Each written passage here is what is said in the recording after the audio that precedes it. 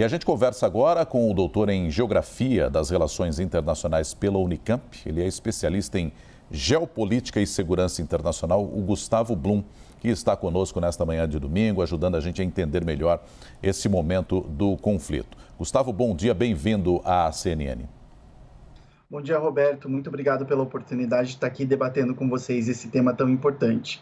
Gustavo, queria te ouvir qual é o momento que nós estamos vivendo nesse momento no conflito da Rússia contra a Ucrânia, à medida em que tivemos já duas discussões, né? Uma avançou para a possibilidade de um cessar-fogo, que não foi concretizado porque, segundo autoridades da cidade de Mariupol, os russos continuaram bombardeando, não teriam obedecido esse cessar-fogo. Hoje há a expectativa de que isso ocorra até o final da tarde desse domingo pelo horário de Brasília.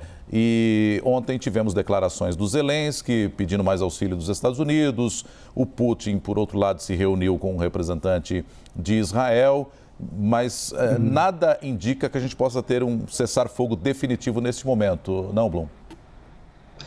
A gente tem um problema nesse momento, Nonato, que é o fato da gente assim, a professora Mariana Calil, da Escola Superior de Guerra, sempre chama atenção para isso, né? Que é a questão justamente da névoa da guerra, né? Nós estamos num momento em que a gente não sabe direito o que está acontecendo. O fato de que muitas redes de telecomunicação evitam, né? Estão cortando as suas relações com a Rússia ou com a Ucrânia, também trazem dificuldade para que a gente entenda direito o que está acontecendo lá no terreno. E isso deixa a gente assim analisando, né, e observando as coisas a partir do tipo de informação que a gente consegue coletar, né? Como você disse, a gente está de fato num momento tenso do conflito, né? A gente está num momento em que o conflito ele ainda não está bem definido, né? Com as principais estruturas, principais ganhos e perdas e tudo mais. Isso ainda está meio confuso para a gente analisar.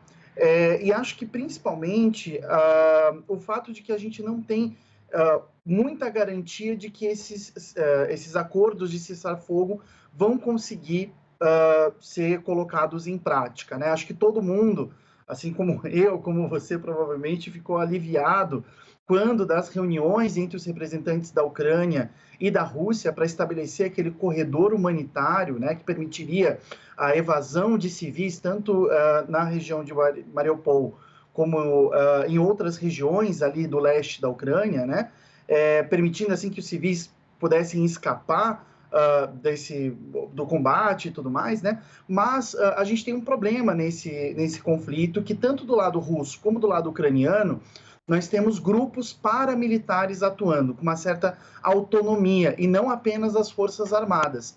Isso torna muito difícil, Nonato, garantir que o cessar-fogo vai acontecer. A argumentação da Rússia, por exemplo, ontem, né, quando ela declarou que esse cessar-fogo tinha sido descumprido, ela argumentou que foi porque os ucranianos atacaram. Só que esse termo que a gente usa, né, os russos, os ucranianos, na verdade diz respeito não só às forças armadas de cada um desses países, mas também esses grupos paramilitares ou mesmo civis, né, que estão pegando em armas e lutando nesse combate, o que deixa tudo muito mais confuso e tudo mais enevoado, principalmente na tentativa de alcançar essas soluções. Sem dúvida. Gustavo, o Diego Pavão, que é nosso editor de internacional, participa aqui da nossa conversa também. Diego. Bom dia, professor. Obrigado por participar aqui na CNN hoje com a gente. A gente vai ter amanhã uma terceira rodada de negociações, deve ter amanhã pelo menos, é o que foi confirmado agora há pouco, uma terceira rodada de negociações entre as delegações, a delegação russa e a ucraniana. O que a gente pode esperar desse novo encontro? Vai ser o terceiro. E mais do que isso, ainda é possível a gente falar que nesse contexto que a gente vê agora, ainda é um estágio muito inicial, ainda estamos num estágio muito inicial, muito primitivo, para que essas negociações cheguem de fato a algo mais definitivo sobre o conflito na Ucrânia? Eu acho que é bem importante a gente entender, Diego, e a sua pergunta ela é muito importante para a gente compreender o contexto um pouco mais geral de onde essas negociações estão acontecendo, porque a gente está justamente nesse momento em que não é nem muito cedo, nem muito tarde, porque a dinâmica do conflito tem envolvido uma série de respostas também por parte do Ocidente e por parte de outros países ao redor do mundo, de uma forma muito dinâmica. Então, a gente vai ter esses encontros, né? Eu imagino que essa terceira rodada de negociações não será a última, mas é uma rodada de negociações que vai depender não só da Rússia e da Ucrânia, e vai envolver também as respostas que estão sendo dadas por países ocidentais, que estão sendo dadas pela China, por países da Ásia Central, grandes exportadores de gás, e a Rússia e a Ucrânia vão chegar na mesa de negociações, levando em consideração todo esse aspecto. Com relação ao movimento de tropas, eu acho que esse é um aspecto muito importante que a gente tem que observar. Eu tenho observado, né, ouvido vários especialistas com relação a esse tema, e era uma impressão que a gente já vinha construindo de acordo com a operação que a gente está observando lá na Ucrânia por parte das Forças Armadas Russas. A gente tem duas operações que estão acontecendo concomitantemente, né? Nós temos uma operação voltada ao leste do país, que é uma operação, sim, de ocupação, que é uma operação de controle e domínio territorial, como a gente viu no caso das usinas de energia nuclear, como a gente viu no caso de Mariupol, por exemplo, que é uma cidade muito importante portuária na região do Mar de Azov, né? Ou seja, naquela região entre a Rússia e a Crimeia, que dá acesso ao Mar Negro e daí a partir do Mar Negro para o Mediterrâneo. E a gente tem uma operação que está se caracterizando mais como uma operação de demonstração de força, que é aquela extensão de tanques em direção a Kiev, né? Então, nós temos duas operações que estão acontecendo concomitantemente. Uma operação que a gente poderia chamar que é uma operação mais tradicional de guerra, de ocupação do território, e parece que os russos têm interesse em estabelecer o rio Dnieper, né, que corta a Ucrânia pelo meio, como justamente esse limite, né, de qual região será ocupada e qual região vai ser mantida independente, né? O problema é que Kiev fica justamente no meio, e essa força de operação, né, essa força política, digamos assim, de demonstração de força, está indo em direção à capital, né? E aí os resultados que se espera dessa operação de demonstração de força são diferentes, né? Acho que continua a tentativa de esperar, com esse uso da força, a queda do governo do Zelensky. Acho que isso ficou muito claro desde o começo das operações russas na Ucrânia, né? Mas o fato de que a gente tem essas duas operações torna as coisas um pouquinho mais complexas, porque para os russos parece estar claro que são duas operações diferentes, enquanto que, claro, para a Ucrânia trata-se de uma invasão a todo o seu território, né?